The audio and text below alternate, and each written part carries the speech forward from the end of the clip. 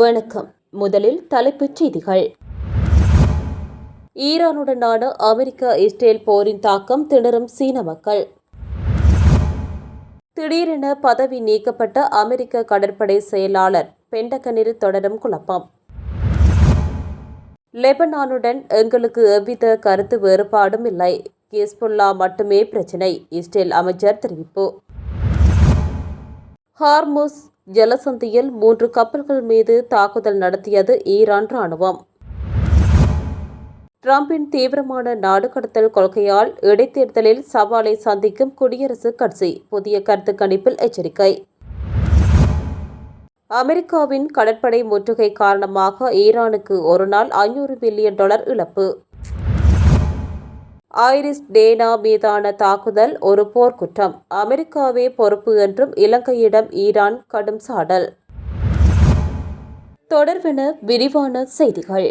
அமெரிக்க ஜனாதிபதி Donald Trump விதித்த சுங்க கட்டணங்களை சீனா சமாளித்திருந்தாலும் ஈரான் போரின் தாக்கம் இப்போது பெரிதாக உணரப்படுகிறது என சர்வதேச தகவல்கள் தெரிவிக்கின்றன. நாங்கள் வேலை செய்து கொண்டே இருக்கிறோம், ஆனால் எங்களுக்கு வாழ்க்கையே இல்லை, தயவு செய்து எங்களுக்கு உதவுங்கள் என்று சீன மக்கள் திண்டாடுவதாகவும் குறித்த தகவல்கள் விளக்குகின்றன. சீன உற்பத்திகளில் மலிவான மற்றும் பெருமளவில் உற்பத்தி செய்யப்படும் பொருட்களிலிருந்து தானியங்கி மேம்பட்ட தொழில்நுட்பத்துக்கு ஏற்பட்டுள்ள பெரும் மாற்றங்களை சமாளிக்கும் அதே வேளையில் வீட்டுக்கு பணம் அனுப்ப போதுமான அளவு சம்பாதிக்க போராடும் அவர்கள் மிகுந்த விரக்தியில் இருப்பதாக தெரிகிறதென கருத்துக்கள் தெரிவிக்கின்றன. மேலும் ஈரானுடனான அமெரிக்க-இஸ்ரேல் போர் உலக பொருளாதாரத்தை உலுக்குவதற்கு முன்பே இந்த நிலை இருந்தது என்றும் கூறப்படுகிறது.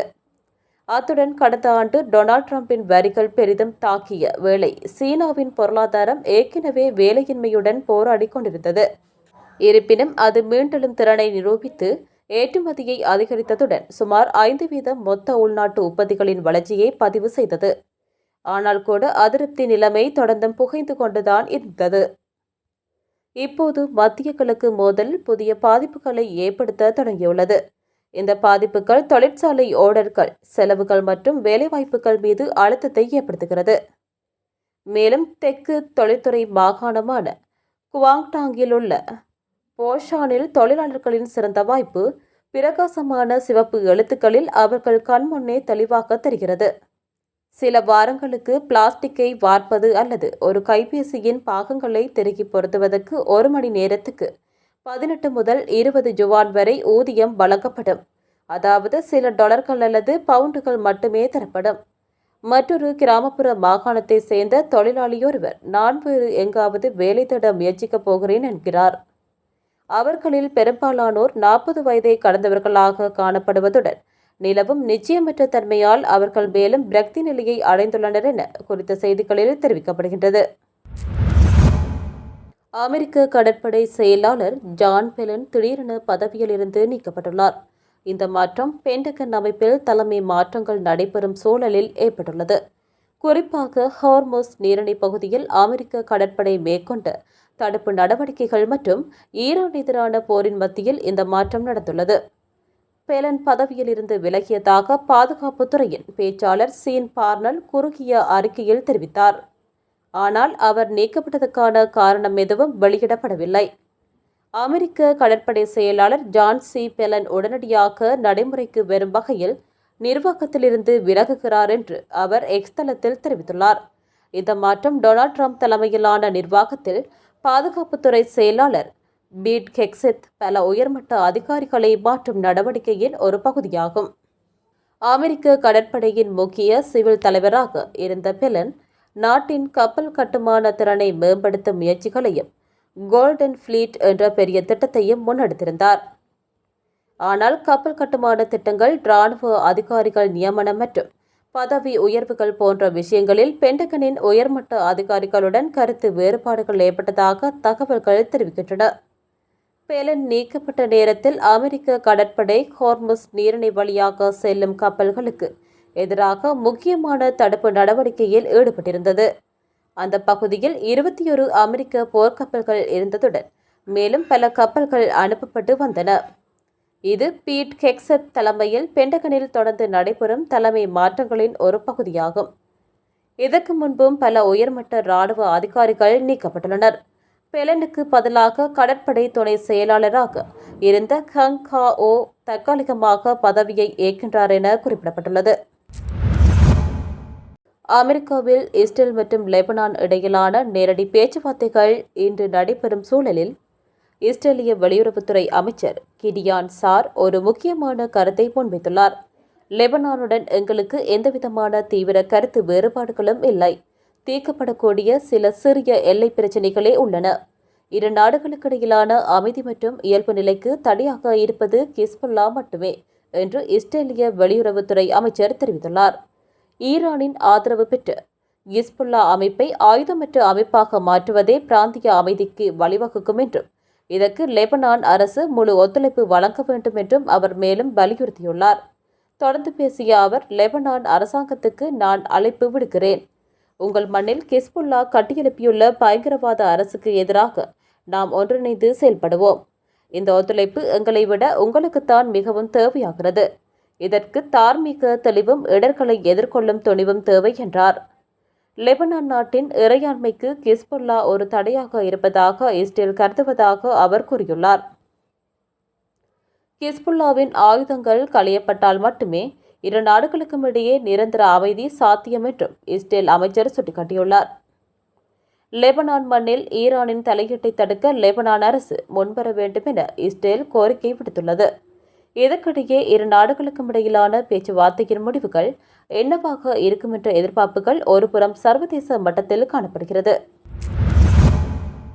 அமெரிக்கா விதித்துள்ள கடற்படை முற்றுகை காரணமாக ஈரான் மிக கடுமையான பொருளாதார நெருக்கடியை சந்தித்து வருவதாக வெள்ளை மாளிகையின் ஊடக பேச்சாளர் கரோலின் லெவிட் தெரிவித்துள்ளார். அமெரிக்காவின் இந்த முற்றுகையினால் ஈரானுக்கு நாளொன்றுக்கு சுமார் $500 பில்லியன் வருமான இழப்பு ஏற்படுவதாக லெவிட் குறிப்பிட்டார். குறிப்பாக ஈரானின் மிக முக்கியமான எண்ணெய் முனையமான கார்க்தீவிலிருந்து எண்ணெயை ஏற்றுமதி செய்யவோ அல்லது அத்தியாவசிய பொருட்களை இறக்குமதி செய்யவோ முடியாமல் அந்த நாடு திணறி வருகிறது. கடும் பொருளாதார நெருக்கடி காரணமாக ஈரானிய அரசாங்கம் தனது ஊழியர்களுக்கு மாதாந்த ஊதியத்தை கூட வழங்க முடியாத இக்கட்டான நிலைக்கு தள்ளப்பட்டுள்ளதாக அமெரிக்கா சுட்டிக்காட்டியுள்ளது. ஆபரேஷன் எபிக் ஃபியூரி என்ற இராணுவ நடவடிக்கையினால் ஏற்கனவே பலவீனமடைந்துள்ள ஈரானிய ஆட்சிக்கு ஜனாதிபதி ட்ரம்ப் பெருந்தன்மையுடன் ஒரு வாய்ப்பை வழங்கியுள்ளதாக லெவிட் தெரிவித்தார். ட்ரம்ப் போர் நிறுத்த காலத்தை தற்காலிகமாக நீடித்திருந்தாலும் இராணுவ தாக்குதல்கள் மட்டுமே நிறுத்தப்பட்டுள்ளன. ஆனால் ஈரானுக்கு எதிரான பொருளாதார யுத்தம் மற்றும் கடற்படை முற்றுகை ஆகியவை தொடர்ந்து தீவிரமாக முன்னெடுக்கப்படும் என வெள்ளை மாளிகை திட்டவட்டமாக அறிவித்துள்ளது. ஈரானிய அரசாங்கத்திற்குள் தற்போது 2 குழுக்களிடையே கடும் மோதல் நிலவுவதாக அமெரிக்கா கருதுகிறது. நாட்டின் தற்போதைய சூழலை உணர்ந்து செயல்படும் நடைமுறைவாதிகள் மற்றும் கொள்கைகளில் உறுதியாக இருக்கும் கடும் போக்காளர்கள் ஆகிய இரு தரப்பினரிடையே அதிகார போட்டி நிலவுகிறது. இந்த உள்நாட்டு அரசியல் குழப்பங்களுக்கு மத்தியில் அமைதி பேச்சுவார்த்தை குறித்து ஈரானிடமிருந்து ஒரு ஒருங்கிணைந்த மற்றும் உறுதியான பதிலுக்காக ஜனாதிபதி ட்ரம்ப் காத்திருக்கிறார் என கரோலின் லெவிட் தெரிவித்தார். ஹார்முஸ் ஜலசந்தியில் 3 கப்பல்கள் மீது ஈரான் ராணுவம் தாக்குதல் நடத்தியுள்ளது.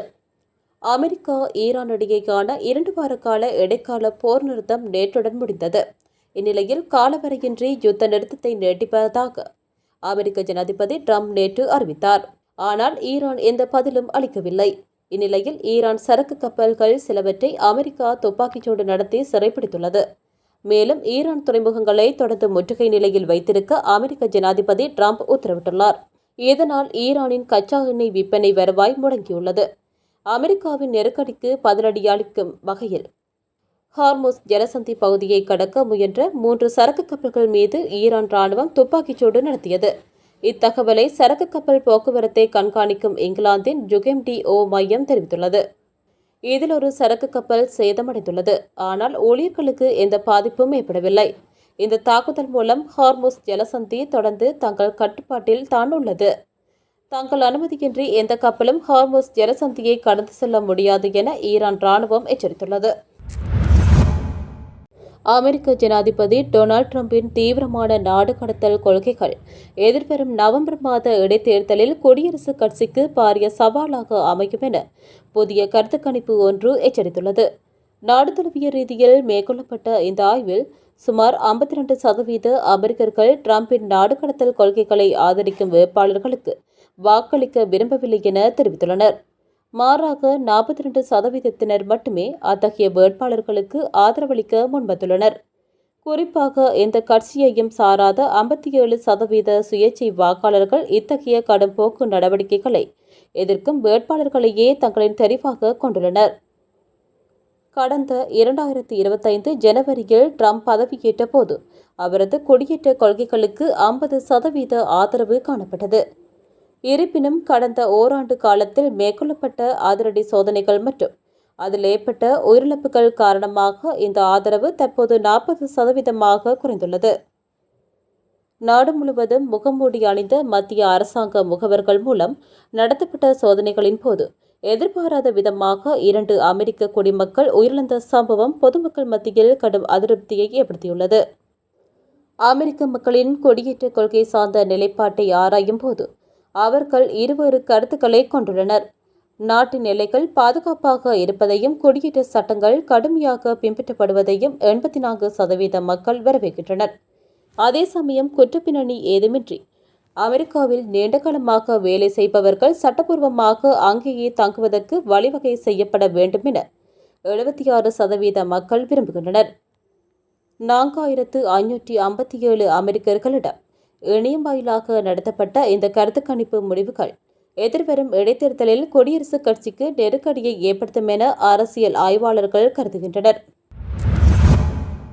இலங்கை கடற்பரப்புக்கு அப்பால் ஐரிஸ் டேனா கப்பல் மீது நடத்தப்பட்ட தாக்குதலுக்கு அமெரிக்காவே பொறுப்பு என ஈரான் பகிரங்கமாக குற்றம் சாட்டியுள்ளது.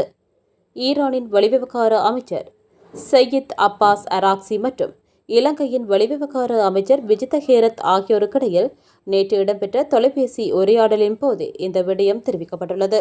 இந்த தாக்குதலை முன்னெப்போதும் இல்லாத போர்க்குற்றம் என வர்ணித்த அமைச்சர் அராக்சி, இது ஜெனீவா உடன்படிக்கை உள்ளிட்ட சர்வதேச மனிதாபிமான சட்ட விதிகளை அப்பட்டமாக மீறும் செயல் என்றும் கடுமையாக சாடினார். இந்த சம்பவத்துக்கு காரணமானவர்களை கண்டறிந்து சட்டத்தின் முன்னிறுத்த தேவையான அனைத்து சட்ட மற்றும் அரசியல் நடவடிக்கைகளையும் ஈரான் முன்னெடுக்கும் என்றும் அவர் உறுதியளித்தார். தாக்குதல்களுக்குள்ளான கப்பலில் இருந்தவர்களை மீட்பதற்கும் உயிரிழந்தவர்களின் சடலங்களை மீண்டும் ஈரானுக்கு அனுப்பி வைப்பதற்கும் இலங்கை அரசு மேற்கொண்ட துரித நடவடிக்கைகளுக்கு ஈரான் வெளிவிவகார அமைச்சர் இதன்போது நன்றிகளை தெரிவித்துக் கொண்டார். மேற்காசியாவில் அதிகரித்து வரும் பதற்ற நிலை குறித்து கவலை வெளியிட்ட அவர், இந்த தாக்குதல் சம்பவம் ஈரானிய மக்களின் நினைவில் நீங்காத வடுவாக இருக்கும் என்றும் குறிப்பிட்டார்.